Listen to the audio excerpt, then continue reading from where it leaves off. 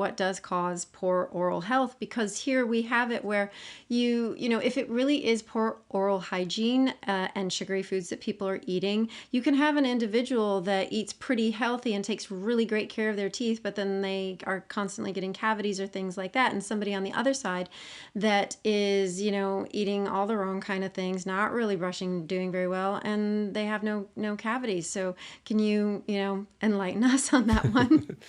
That's a good question. It's something I've pondered for a long, long time. I remember in like the folklore of my family history, when I was around 5 years old, my family had friends, another couple with a child, and there was a wife and the husband, and the wife was like so fanatical about her oral hygiene and brushing her teeth all the time and being careful what she ate, and she kept having cavities. And then the husband, he had apparently not brushed his teeth his entire adult life, and he was like in his 40s. And he would regularly eat honey and all kinds of sugary foods. In fact, that's kind of all he ate. He was not quite a fruitarian, but something along those lines. And so, and he never had any issues ever. He had never had one cavity. And I always wondered why that is. Now, I know that's anecdotal. I'm not saying that's common, but even the fact that that's possible, right? And some of you may know those people who eat whatever they like and they don't have a cavity, and it's like, why, right? It's and so when you ask a dentist or a scientist or a doctor that, what they'll tend to say is one of a couple of things, all of which I think may have some merit. So the first answer, and this is kind of the go-to answer with scientific professionals these days if they don't know the answer, other than just saying, I don't know, which is a fair answer, but they'll say, oh, it's genetic, right? Now, this is definitely not an answer that I feel is obviously inadequate, because it's one of my things, genes, genetic insights. It's absolutely true that our genetics do have a big impact on all kinds of areas of our health. And then sure enough, we do actually have reports for the tendency for teeth cavities, for the tendency for gum disease, and various other things. So there is a genetic component with that. However, as far as I understand with those reports, that is, they're more correlations. So meaning, just like in the case of when we're talking about a syndrome, even though the medical community may not understand exactly what causes it, we can still say people with this SNP and this SNP and this SNP, people with specific genetic variants will tend to have more of a chance or less of a chance to having this issue. So genes play a part, yes, but what part, right? What are they doing? What So I say, okay, let's dig deeper. And so the other thing that's said quite often, which again, I think there's some degree of truth to, although it still doesn't get to a core of it, is about the oral microbiome, right? So we have a microbiome in our digestive tract. What is microbiome? It's basically the combination, it's the ecosystem, the combination of all the different organisms within a certain area. And then those organisms also create something called a biofilm. And a biofilm is something that we have in our mouth and something we have throughout our entire digestive tract. And certainly within our digestive tract, there's such a thing as a good biofilm and a bad biofilm. So there's the good biofilm where there's a certain healthy layer of mucus where good organisms exist and that help to transport nutrients and stuff like that. And then on top of that, generally, it's considered that there's another layer that can form that's called the bad biofilm. And that's where the pathogenic organisms exist and also hide from our immune system. So the biofilm is often a way that it's a strategy, it's a technique that pathogenic organisms use to actually evade the immune system. It's a little bit like they're doing like guerrilla warfare. They'll come in and hit, and then they'll run back to like hide in foxholes rather than like an open battle. So that's kind of the importance of biofilm. So anyway, so the microbiome is another answer, right? Maybe, this story of my childhood, the husband happened to have a healthy microbiome and the wife didn't. And that's why all the brushing and all the carefulness with the foods that she ate. Again, it's a good answer, but it's not a super helpful answer to me, because it's like, well, what do you do with that, right? How do you get a good oral microbiome?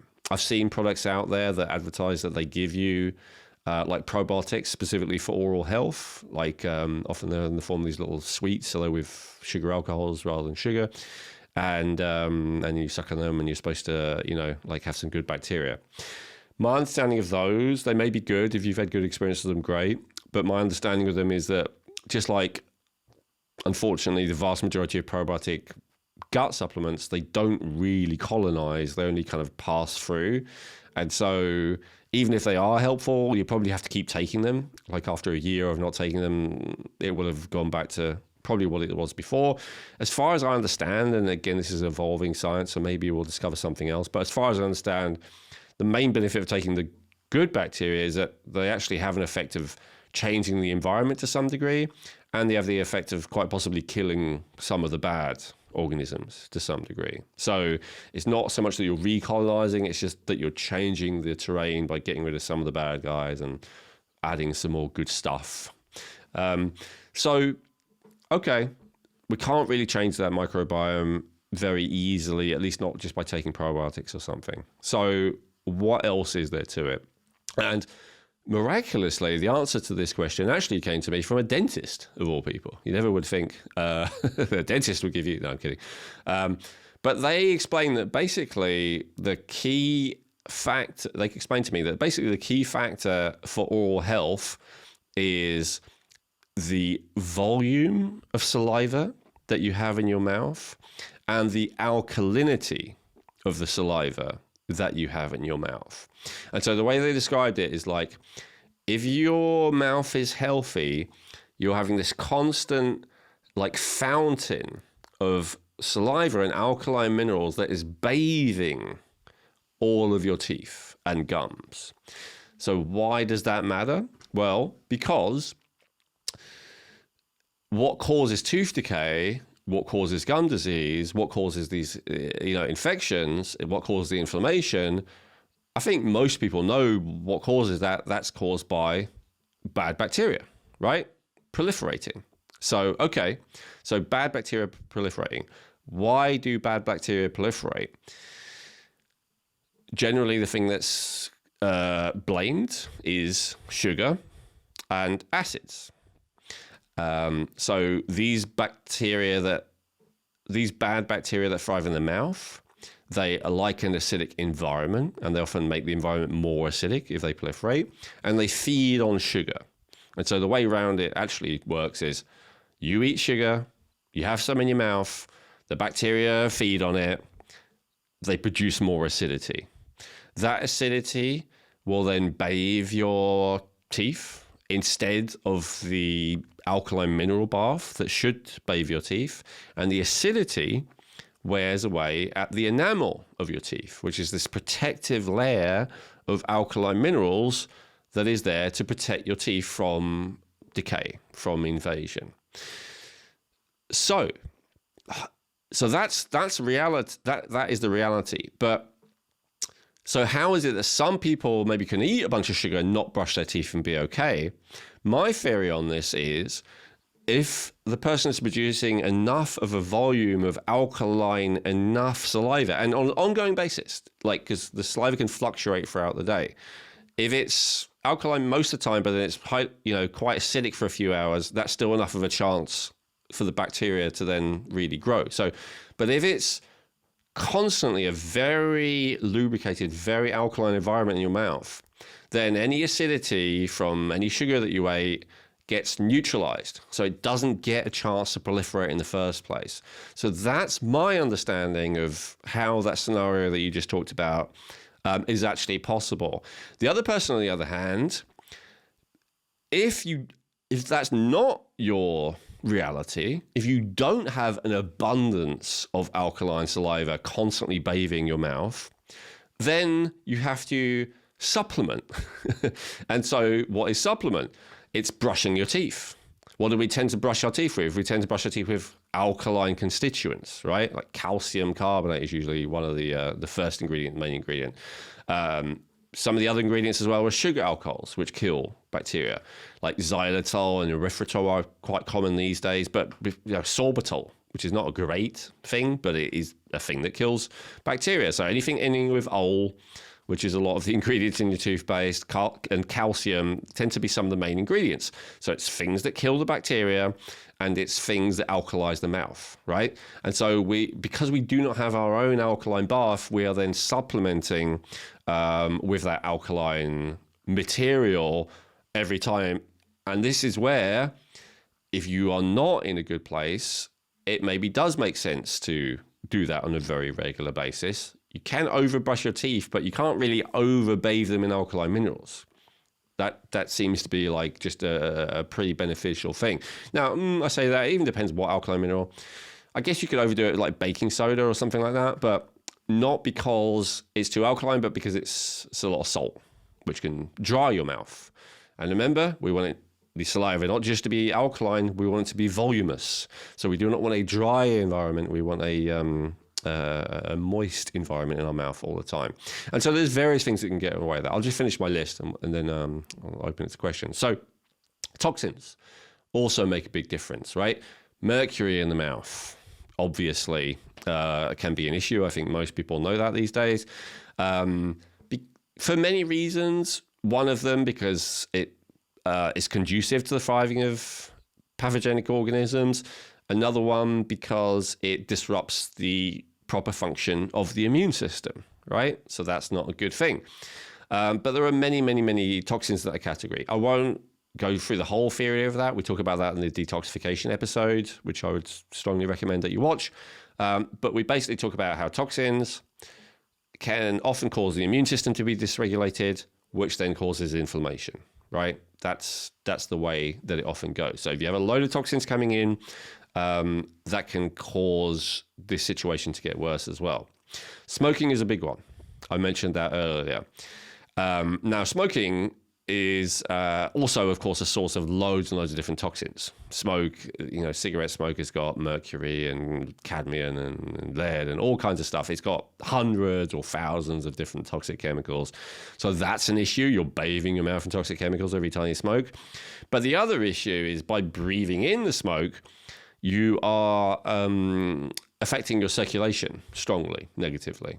And so that tends to affect the extremities first. And so that is why, even from a very, as I said, mainstream medical point of view, smoking is associated with poor oral health and gum disease, especially also people with blood sugar issues as well, diabetics, because that's a different reason that you might have circulation issues. And if you combine those two together, that's when gum disease becomes like pretty common because the blood's not getting to the extremities, which includes the gums. And then crowding, I mentioned that for myself earlier again. Crowding of the teeth is not as much of an issue if you have that perfect voluminous alkaline mineral bath that I talked about, but as soon as you don't, then you got an issue of your body's not cleaning it automatically, so you got to clean it, and with a certain degree of crowding, you can't clean it. That's the position I was in. I had one, big tooth there in front of two others, and it's like, how on earth do you get up and in between those? You just can't.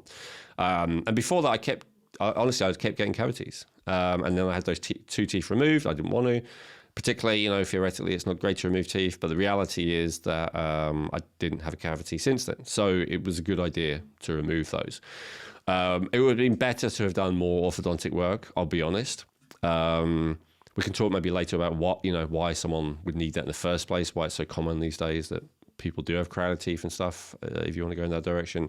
But the bottom line is once you have them, once you're an adult and you have crowded teeth, that's going to be an issue in terms of just pockets where pathogenic organisms can hide and thrive and create acids and dysregulate the immune system and create inflammation.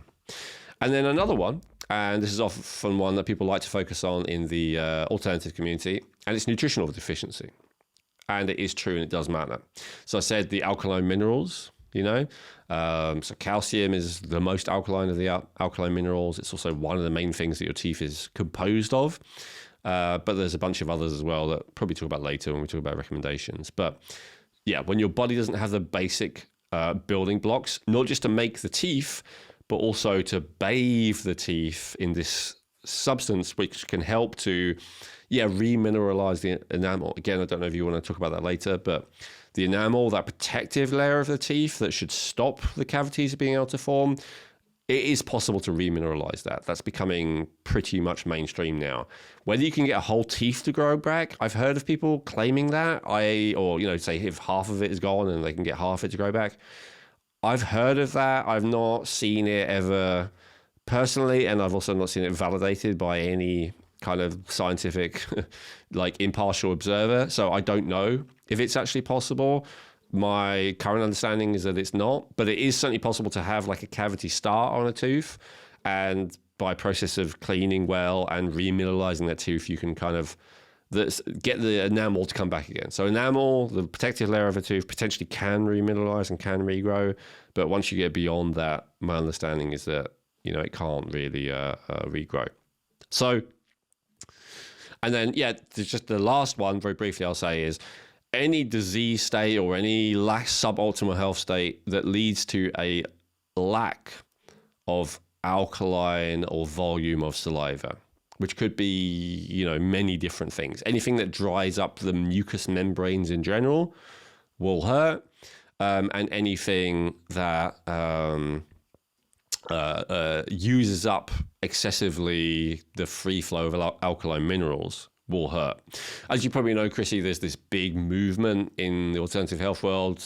I don't know if it's so big anymore, but it was, of alkalizing, right? It's like the thing to do. They would claim acidity is the cause of all disease, alkaline is the cure of all disease, and just alkalize. And one of the tests that you do when you're doing that kind of system is to test your saliva and your urine with these pH test strips and see how alkaline you are. Now, that is nonsense from any mainstream medical point of view.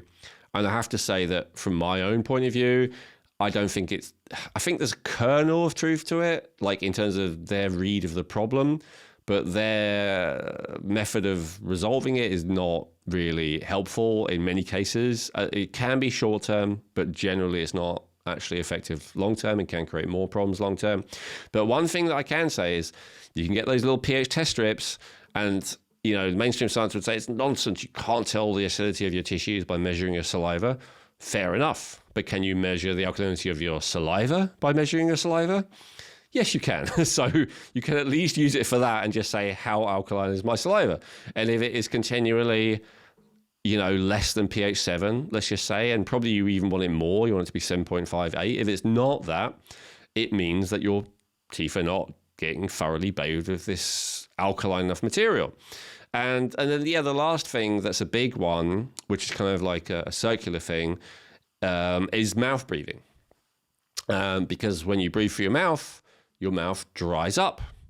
And when your mouth is dry, even if you've got all the alkaline minerals in the world waiting in your saliva ducts, if your mouth is dry, it's not getting to your teeth and gums, right? So making sure that your mouth is well lubricated, not just by everything else I said, but also just shutting your mouth. I mean, to me, the only time when you should have your mouth open is if you're talking, if you're eating, or if you're doing very specific breathing exercises. But this kind of just posture, and I see it all the time on movies and stuff, and it bothers me. People are just slack-jawed, and most people when they're sleeping, they sleep with their mouth open, and then they wonder why when they wake up in the morning, their breath smells like, what?